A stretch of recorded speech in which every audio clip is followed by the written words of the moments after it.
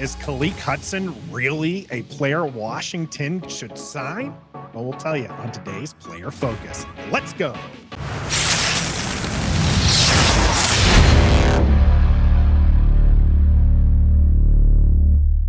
Greetings and salutations, and welcome to Ref the District's Player Focus. I'm Nathan Barry. That's the Stoner here, a part of the Believe Network. And we've gone through several different player profiles to see what Adam Peters, maybe he listens here to Ref the District, because of course he listens. And of course he would leave a comment, a like, and a review, depending on where he is listening to this. And we ask you to do the same because we're pushing out content every day of the week. Well, not every day of the week now, but most days of the week we have some content for you. So make sure that you like this video, subscribe to the channel. If you're listening to this on audio, leave us a rating and review. Lets other people find us and lets us know that you're watching, and it gives us some feedback as well. So if there's a player you want us to focus on, maybe we haven't touched on your guy when we're going through Mike Onwenu, maybe when we're talking about Brian Birds, you wanted to go after Josh Allen or somebody else, you leave us a comment and let us know, and then we might be able to set that up. So that is all I'm going to request there from you. I brought up Adam Peters, Stoner, his first free agency period as the lead GM, first year here in Washington. He mentioned during his presser that this roster has a lot of holes. He paused when someone asked him what he thought of this roster, and he was just like, well, the defensive line is great. The wide receiver room is great, but he didn't have a lot of praise elsewhere on the roster. So why should he look at this roster? And we have a lot of free agent players. Why should he look to sign any of them? Well, that's the big question in this offseason, is what he is going to do with his own free agents first, because we've grown with these players for so long. I mean, when you look at some of these guys who have been on this roster for a while, and we always say we want to draft a guy, we want to develop a guy, and then we want to sign a guy. Just like we've done with some of these guys who have been signed, the John Allens and Deron Paynes and Terry McLaurins. That's what we've done, right? And so we want to keep doing that. But we have to look at some of them and figure out whether or not they're worth it, whether or not you want to give them some money to continue developing them. And Adam Peters has been doing that this entire offseason. And we just saw that with the release of 3 veterans just in the past week with Nick Gates, Charles Leno, and Logan Thomas. So he's already making moves. He's already studied this roster. And whatever he says is one thing, but whatever he does is different. He's shown that he is taking a look at this roster, and he's going to make some moves. So we have to see what he's going to do with his own younger guys now. Yeah, and so maybe you want to make some money on those moves. And if you do, you can head over to Bet Online. If it's not prop bets like NFL free agency, you can actually have bets on the NBA, MLB, NHL. You got MMA action as well.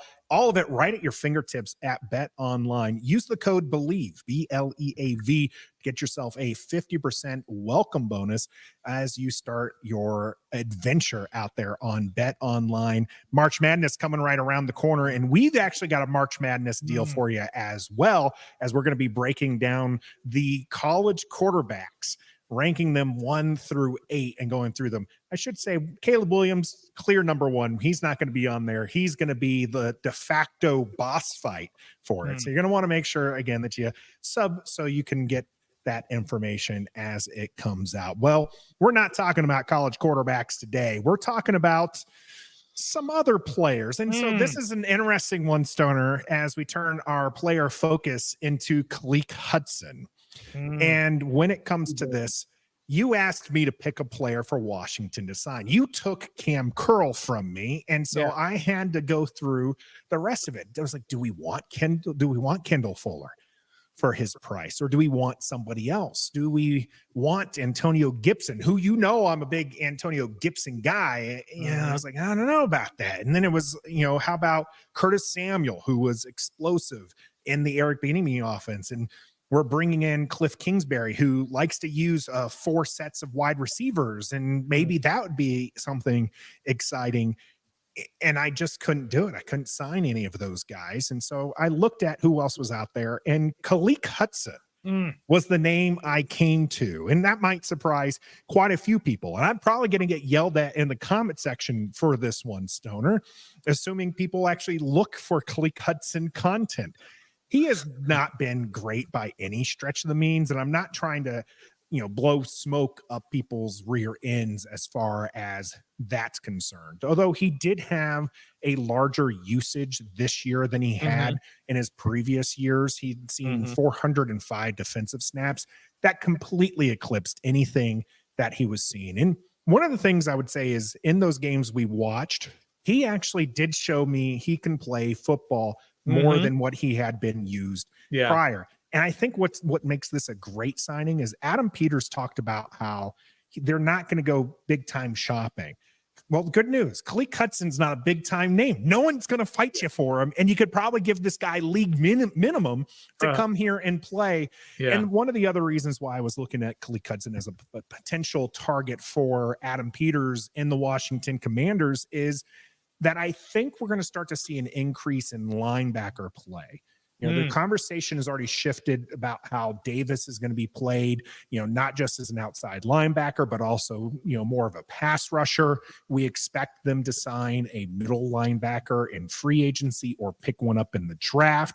And here is Khaleke Hudson, who has that experience on the outside.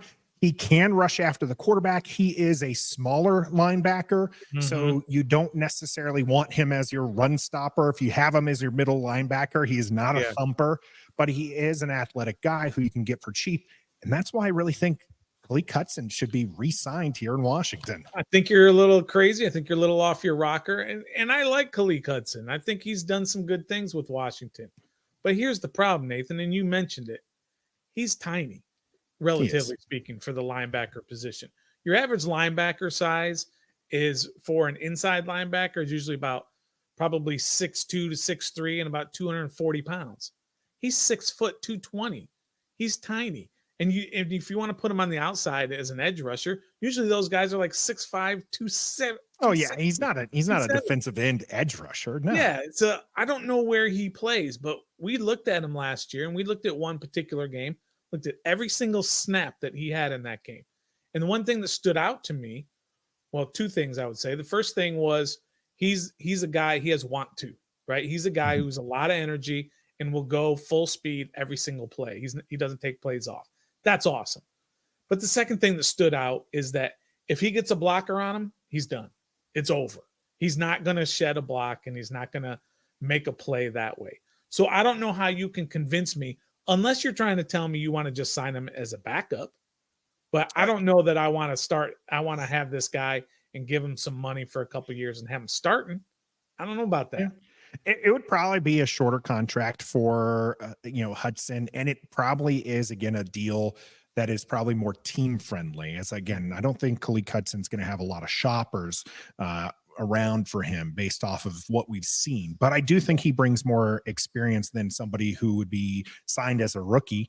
And, he plays at that NFL speed already. Look at him on the weak side, right? Like if you play Davis as the strong side linebacker, we know he's rangy, that he can keep up with a tight end, and he can, go after the quarterback, and he can shed blocks, right? That's good for that side. For the weak side, you're expecting maybe a little less of that. And yes, we've seen him get swallowed by blockers. He is a smaller guy, only 6 foot tall, 200 pounds. So, he 220 pounds. Yeah, 220 pounds. So maybe his frame is probably better off as one of these hybrid players. And that's when he was drafted. What most people saw him as is he wasn't a true linebacker. He was a hybrid player. But I can really see with the Joe Witt, with the Dan Quinn defense, how they're able to kind of use people and play players to their strength. And right now, the linebacking group isn't anybody. It's Jamin Davis, and that's it. That's it. Right? That's it. And so you're going to need somebody in that room who has some experience. And when I'm looking at the other free agencies, I want Patrick Queen here. Okay. That's a big name that I wanted, but you also have to fill it out with some other players. Yeah. And when you're talking about rookie linebackers, that's not always an effective way to go. So you could actually have Khaleke Hudson kind of be a mentor role, bridge linebacker. We hear all about bridge quarterbacks. Yeah. How about a bridge linebacker? Okay. Yeah, Where sure. he holds it down until a rookie can kind of come in and take his spot. And again, we're not talking a price point that's going to break the bank. Washington has a lot of cap space, Stoner, but a lot of that cap space is going to go towards starters. They now have to find a starting left tackle. They have to find a starting safety. They have to find starting linebackers. They have to find another center and actually a starting center, because maybe Ricky Stromberg isn't going to work out there coming back from injury. And so a lot of that cap space is going to be used up. So you're going to need a player like Khaleke Hudson, who you know can play in the league, who can play fast, who has that physicality, maybe not to shed blockers, but when he makes contact with the ball, he makes contact with the ball. Yeah, absolutely. And I think when the guys, when they look at the tape, when Peters and Quinn and Witt, when they all look at the tape, they are going to see that motor. They are going to see a guy who doesn't take plays off, and they're going to like that. They're going to give him high marks in that area. And so that works very much in his favor if he wants to stay here in terms of getting a decent contract here, Nathan. And he plays special teams. He's always played special teams. He's a good special teams player, all of that. Why couldn't they, for an example, why couldn't they kind of turn him into that, again, that Buffalo nickel, that box $1 type position? Because he's 6 feet 220. He's not fast. Yeah. But he's not too big for a safety, really, either. He's not as fast as your defensive backs, but he's got speed for a linebacker. He doesn't have the sideline to sideline speed that Jamin Davis does. Right. But that's why one was a first rounder and one was picked in day 3. So, I mean, there's the difference there, but he does have some quickness to him and can be used in a variety of roles. Now, the previous regime kind of liked that 5-2-5 defense, and Dallas, we've yet to really see what Joe Witt and Dan Quinn are going to bring to the table, because they've talked about how it's not going to be the Dallas defense. So we can't just look at Dallas's defense and being like, hey, this is what they're going to bring to Washington, because they've deliberately kind of picked people out from different trees to have a bigger group of thought on how things need to be done. And hopefully that works out for Washington's favor. And then with that, you can have a player like Khaleke Hudson play more of a box safety role if you need him to be that, or if you need him to go after the quarterback. Fun stat for you, Stoner. You like Cam Curl. Khaleke Hudson was used more in blitz packages than Cam Curl was. Yeah. And he got home with at least one sack and a few QB pressures. And I think that, again, opens up the door for some of what we want to see with this defense, and they're coming at different angles of an attack. Maybe Jamin Davis is going to come in one time. Maybe Hudson on the other side will come in. Yeah. Maybe Patrick Queen and Nathan Dreamland here can come from the middle. Sure. That opens up a lot of different packages for a defense when you have a talented player like Khaleke Hudson who can do a little bit of coverage, a little bit of that weak side linebacker role, and maybe a little bit of blitzing. While Brian Burns is occupying 2 blockers on the absolutely outside, right? Yeah, of course. If we're going Nathan Dreamland, we got to go the full way. Yeah, I think you've done a pretty good job of kind of convincing me that he could be a player that this defense, that he would excel in this type of defense with these guys. And it will be telling. The guys who they keep, the guys like possibly a Hudson and Fuller and Curl, those free agents, if they keep them, then that means they really like them and that they're going to use them. They're not going to just sign guys because they need to fill out a roster, not defensively. They might do that offensively, but when you've got a defensive-minded coach like Dan Quinn is, he's going to make sure that him and Joe Witt Jr. are in total collaboration and in agreement on who these guys are. So it'll be interesting to see if they end up signing Khaleke Hudson. But you've done a good job of kind of convincing me that maybe they should. Hey, it's a nice cheap deal. And if I convinced Stoner, maybe I convinced you, let me know in the comment section, as Khaleke Hudson was our Don't Sleep Energy player focus today. Don'tSleepEnergy.com is where you're going to want to go to get all of your energy needs. They have energy drinks, energy shots, and they have fantastic energy products out there, hats and shirts. And they are a local company out there in the DMV. So you can support a local business and support us by using the code DISTRICT at don'tsleepenergy.com. Don't Sleep Energy makes you great.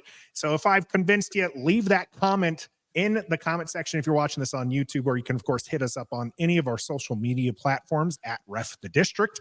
I'm Nathan Perry. That's the Stoner here on the Believe Network, part of Ref the District, presented by Bet Online and Don't Sleep Energy. And until next time, You did a good job convincing me, Nathan. Nice job. be a fan.